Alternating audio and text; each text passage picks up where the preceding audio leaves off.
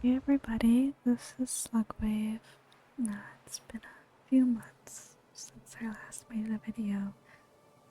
Apologize for being gone for so long. Yeah, I've just had a lot of changes going on. All, nothing bad, but it just has made it so that I have less free time to make these videos than I used to. Uh, Hopefully I can get around to making some more. But I did want to make this video in particular. I know it's a little early, but holiday season is approaching and I wanted to make this video in time for the holiday season. This is gonna be another house tour in the Elder Scrolls Online, and it is the Enchanted Snow Globe home, which for those who don't know is a Crown exclusive house that is only available during the holiday season.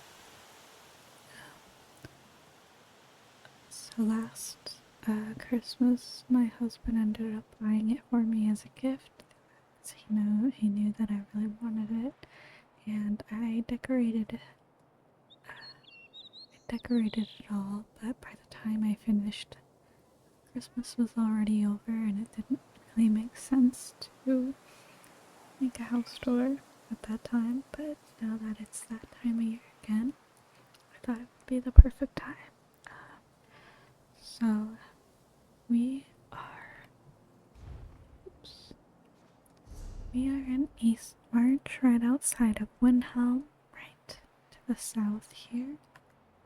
And if you haven't seen this house before, what makes it unique? What makes it unique is that this snow globe right here is the house. So in order to enter the house, you have to approach the snow globe and shrink down to the appropriate size, I guess. And then you are inside the snow globe. And the first time I saw this house, I knew that I wanted it so badly, but it wasn't even Christmas time, so it wasn't available. But you'll see that there's a house right here, and if you look up, there's the tent, or the tent that was above us. We entered the snow globe, and you'll see like the perimeter of the house is the snow globe bottom, and then you'll even see in the distance there that lamp is the lamp that was sitting next to the snow globe. I don't know, it's really cute. It's a really cute idea. But before we head up to the house, there is something down here to show you. So the house itself it didn't come with these platforms, but it came with that dock right there. So I felt like it would be a good cozy little fishing spot. Yes, we have our fishing poles, and our chairs, and our fish, and a little kiln right here. Got some fish in the oven, and I don't know, just thought it was a nice cozy little spot. It felt weird to keep this little dock empty. I ended up, I think one week the luxury furnisher had all these blue crystals for sale, glowing blue crystals, and I thought I would put them here. Kind of second guessing that. Again, I decorated most of this a year ago. Now I'm wondering if it really makes sense. Maybe I should save the crystals for a different house. Maybe with in a more of a cave setting, but then we'll come back up here.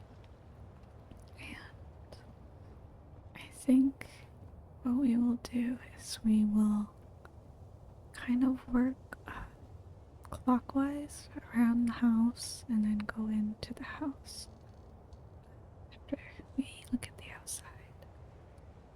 So over here we have our new life snowmen. I think this one is a Khajiit based on the whiskers.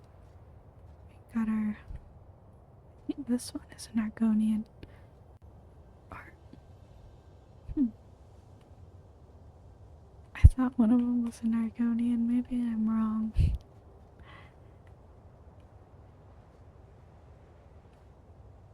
But they're pretty cute. Over here we have a stable. I think with this horse was the first thing I ever tried to create a path for, so I think he does eventually move, but oh, there he goes. But yeah, they're kind of sitting out here in the blistering cold. This next section over here, I added a lot of foliage. I'm still trying to keep it wintry. I really liked these. I think these are, what are they called? Rhododendron?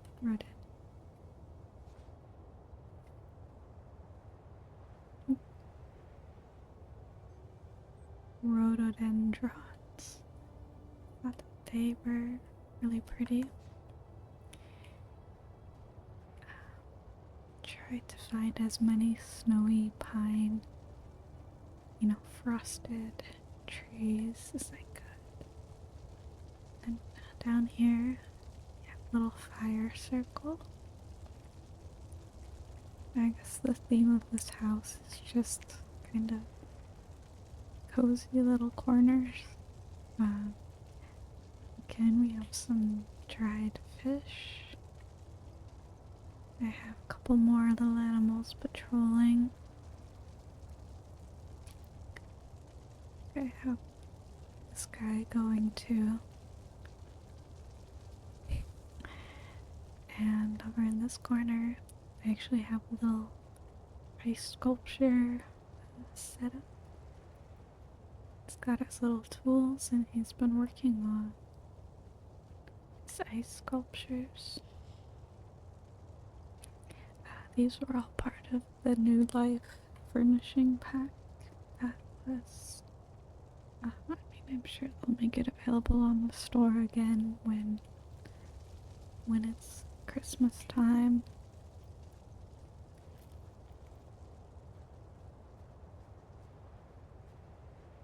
Make our way back up.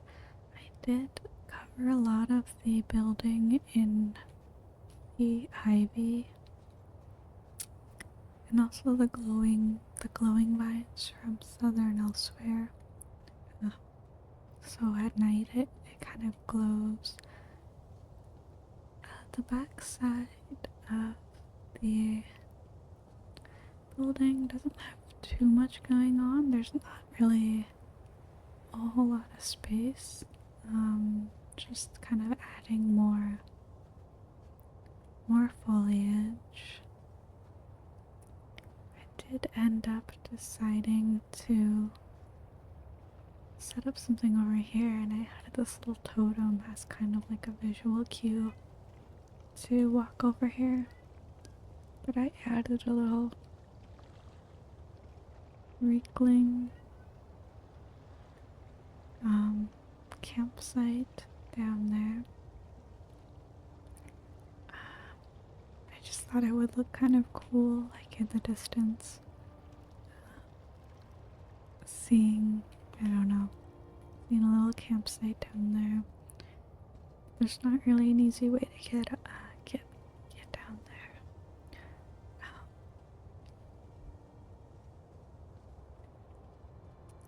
And just really like how the snow blows in this map.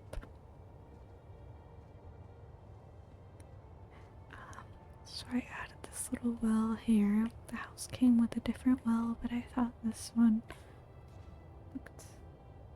looked a little cuter. I loved these wild basil shrubs. I think they're just from the housing vendor in Solitude. I just thought that they were like still very wintry, but green and colorful, and I really liked those. Over here, I have my merchant and my banker, and my reindeer. Closest thing to a reindeer that I have. I love this mount. I came with the Necrom expansion, but it really freaks my friends out. Oh, and then over here, I have a little Christmas tree. Unfortunately, I want to say I got the idea for this from another person, and I don't, unfortunately, I don't remember who it was. It was another YouTube video. That was another house tour of this house. If I can find it, I'll put it in the description. But I really liked their idea was to use apples and radishes as ornaments for the tree, and I just think it's pretty effective. I think the top is the blessing stone that I think comes from some achievement vendor. I forget where. But I don't know. I thought it was cute. Okay, now we will head inside. Okay. So it's the inside.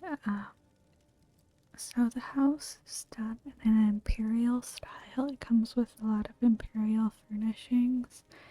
I did buy it fully furnished, or I guess I did buy it when my husband bought it for me. He bought the fully furnished version. I did move things around, but it did help to have a lot of those imperial furnishings to kind of fill it up. But I did try to make it my own. I thought I would be some busts up in storage up there. And you know what? Let's head up this way first. So we have some books. Actually, I forget what book did I put there. It's in Worship and Tamriel.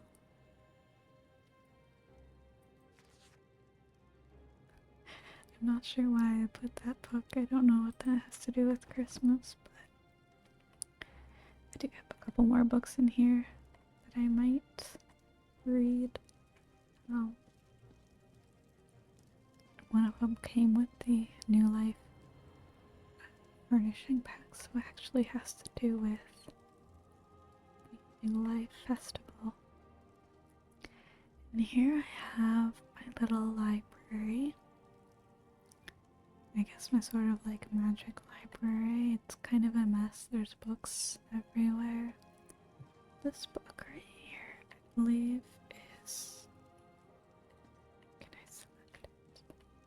Lords of Skyrim. I guess I thought this one was relevant because we're in Skyrim. So, you know what? I'm gonna go ahead and read it just because it's an ASMR video. I don't think I've actually read this one before, or at least I don't remember it at all. Okay, Lords of Skyrim, My People, My Pride, by Hrothmund Wolfheart. Respected reader, my name is Hrothmund Wolfheart, and I am a Nord. But more importantly, I am a Nord born and raised in the land of Skyrim. I write this volume in the desperate hope that the rest of Tamriel can come to know my people as they deserve to be known. and understand this province for what it truly is, a place of uncontested beauty and culture. Some of what you know is undoubtedly true. Physically, we Nords are an impressive, often imposing sight. Tall of stature, strong of bone, and thick of muscle. Our hair is often fair and worn braided, as has been the custom for generations. Often we are swathed in the hides of beasts, for such creatures are abundant in Skyrim, and we would be foolish not to take advantage of such an available resource. Having read this far, you may be shocked at the strength of my words and the literacy of a northern savage. I, many Nords, can both read and write. My father began my instruction in the way of letters when I was but a bairn, as did my father and his father before him. But the accomplishments of the children of Skyrim are multitude and go beyond mere wordcraft, for we are artisans as well, and though the ages have learned to manipulate steel the way a sculptor would clay, indeed I have seen with mine own eyes visitors from High Rock and Cyrodiil weep in disbelief as they beheld the blades wrought in the fires of the Skyforge, and honed to beautiful deadliness by the gods' touched hands of Clan Greymane. But how can this be true, you ask? How are such achievements possible from a people who have yet to emerge from the muck and snow? Again, provincial bias clouds the truth. The cities of Skyrim are a testament to Nord ingenuity and craftsmanship. Chief among them are Solitude, seat of the High King and capital of the province, Windhelm, ancient and honored, a jewel in the snow, Markarth, carved into the living rock itself in ages long since past, Riften, nestled in the golden shadows of the fall forest, whence comes delicious fish and meat and Whiterun, built around the hall of Jorvskr, home of the most noble companions and revered Skyforge. And now, respected reader, you have the full measure of it. We Norns are everything you imagined and so much more. Let not this work be your only gateway to the truth. Book passage on carriage and vessel, and make the journey north. See Skyrim with thine own eyes. See Skyrim as the Nords. See Skyrim as have the Nords, since the gods first shaped the world. That's true, Skyrim does have a lot of the prettiest cities. So if you go up here, it actually takes you up the tower. Although I have not really set up anything up here, there's not a whole lot of space. If you go over here, you'll see the dock area and the entrance for the house. But that's all there really is up here. Okay. So now we'll head into the kitchen. I really love the kitchen in this house. I tried to add a bunch of festive looking foods. Either like cozy looking foods, I guess you could say. The Necron expansion was still the newest expansion, and so there were a lot of food items that had like squash. Yeah, in the Necron expansion. We have crabs, I guess. It's funny, I decorated this last year, and since then, a lot of really good looking furnishings came out with the Clovian stuff and even the Dawnwood stuff. That probably would look better than some of this stuff, but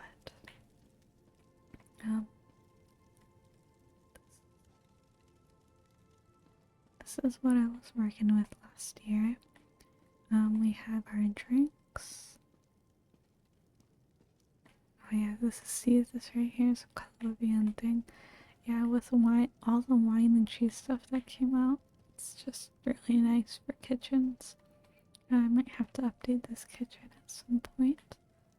But yeah, we have a little storage area back here, a cooking fire.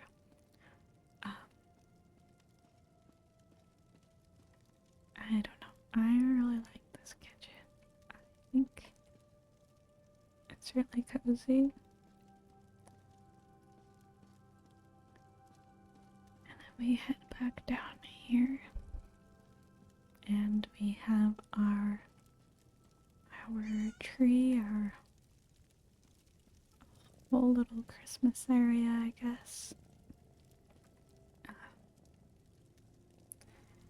do have this book right here. This book actually came with the New Life furnishing pack and has to do with the New Life Festival itself.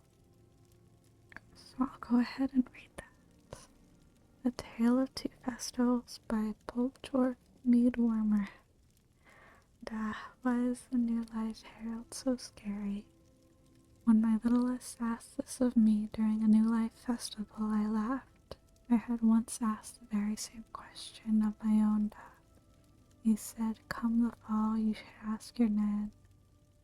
To understand the answer, we must look to the Old Life Festival, which we hold the days grow short and the fields lie fallow. During this time, we bring forth dark tales and unsettling songs. The unknown passenger tells of a cloaked figure on a ship who none of the other travelers recall boarding. The lost fawn in the woods learns a stalking wolf killed its mother and wears her skin, but in its haste to flee, it takes shelter in the wolf's den. The midnight lodger rents a room in the dead of night, but vanishes before morning, along with the innkeeper's child. We tell these tales as the nights stretch long. Every race has variations, but there are common themes across Tamriel. Danger in the darkness, the threat to the innocent or the young, and a malignant creature that slips its way in among the relative safety of hearth and home. But the wolf that craved the sky is the one that still makes me shiver no matter how high the fire burns. As my Nan told it to all the village's children one night long ago, the grey wolf with burning eyes once stalked the land at night. Its endless hunger drove it across the land, where it feasted on the volcanoes of Morrowind, drank the Iliac Bay dry enough to form the Alikir Desert, and used the great trees of Valenwood to pick its teeth. But the wolf could not be sated no matter how much it ate or drank. It wanted more and more and more. One night the wolf saw the two moons dancing through the sky. Sir, the bigger one, laughed and carried on. Secunda, the smaller one, followed a master's lead. Be quiet, snarled the wolf, or I'll pull you from the sky, then I'll crack you open and devour everything inside like alien cities. You'll never be able to reach us, taunted Master. Reach us, echoed Secunda. Oh, snarled the wolf, I will leap from the highest mountain until I reach the sky. Then I will stand astride two little moons gnashing and tearing until there are moons no more. But everyone will notice if one of us is missing, cried Master. One of us is missing, echoed Secunda. I will change my skin to match your own, snarled the wolf. My burning eyes will shine in your place, then we'll know the difference. The sun will know we aren't what we seem, cried Mouser. We are what we seem, echoed Secunda. Then I shall make a meal of the sun, snarled the wolf, and after I'll consume all the stars. You can't do this to us, cried Master. Do this to us, echoed Secunda. But I can, snarled the wolf, and when I have gorged myself on the sky, when there is nothing left but darkness, I will stand astride the world and howl. As my nan leaned forward, fingers extended like claws, a figure with a wolf's head burst into the room and howled. All the children shrieked, then the candles blew out. I remember shivering in the darkness, trying not to make a sound. It seemed like forever, but it was likely a dozen heartbeats. A soft light emerged from a lantern held aloft by my nan. She faced the figure with the wolf's head and said, "Not yet, wolf. The sun's too light to reach to the sun's light is too rich a meal and will consume you instead." "And I shall wait until the sun is weakest," snarled the skin changer. "On that day I shall swallow it whole." "You can try," said my nan, her voice firm, "but the sun may have other ideas." With that, the lantern flared. The skin changer howled with pain, fled from the room. For a few moments there was silence, and my nan spoke. "Never forget the danger in the darkness. It can slip into your midst and drag you into the night. The light at its dimmest is the old fire passing behind us. Soon there will be new life, and the sun shall herald its arrival." A good number of weeks passed. The New Life Festival began. I remember assembling in the square just before noon, and I remember children screaming as the wolfman walked boldly towards us. But we stopped when he pulled the wolf head from his shoulders, revealing a person beneath. It was my own dad. He wasn't a wolfman at all. In the light of the noonday sun, he was just a person in a costume. The bear claws and snarling stylized faces worked into his garb seemed almost ridiculous by light of day. He smiled and told us the light of the sun had filled him with hope and that he would be our new life herald for the festival. So years later, when my littlest asked me why the new life herald was so scary, I laughed. Come the fall, you should ask your Nick.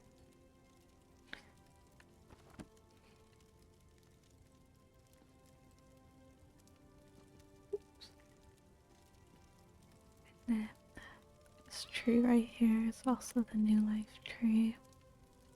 I tried to make it look like there were presents underneath. There aren't really any present furnishings, but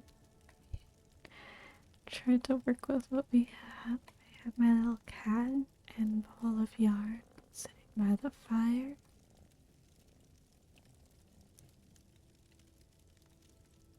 And so I tried to make it look like there was a little feast going on. We have the new life cookies. Some looks like a mushroom stew and squash soup.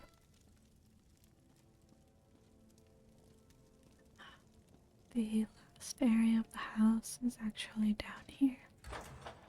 I guess it's sort of the basement. It's funny, I was realizing that there aren't any windows in this house. Not even upstairs. There's no windows. And I don't know, I just tried to add some snowy looking paintings on the wall. Over here I made a little gift wrapping station. I don't know, I guess I used different folded cloth pieces. I tried my best. Over here we have another little fire. This one we just have a bunch of pillows and just kind of a more cozy place to sit by the fire. We have our sweet roll right here. And over here we have a bedroom where this was kind of where I ended up putting a lot of the imperial furnishings that the house came with. I don't know how I feel about this stone arch that I put, but I don't know. And I really don't know why I thought it. So this is another exit out of the house, and I don't know why I was like, no, I don't want that door to be operational. So I put a room divider in front of it, and on the outside there's some wooden planks on the other side, preventing you from coming in that way. And I don't know why I decided I wanted to do that. But anyway, yeah, that's the house. I oops. I hope you enjoyed it. I I haven't been able to um decorate as I ended up buying a lot of houses with gold during the Zeal of Stendar event earlier this year, and I haven't had time to decorate most of them. I did. I have been decorating one as a haunted mansion, and kind of missed the Halloween season, but maybe I'll finish it in time for Halloween next year. Another video that I did want to be do soon that's ESO related is I wanted to do a house tour of all of the end rooms. I have decorated almost all of the end rooms. I think only one of them is kind of incomplete right now, and so once that's done, I think it would be fun just to do. Uh, I think it would be fun to do all of the end rooms as one video.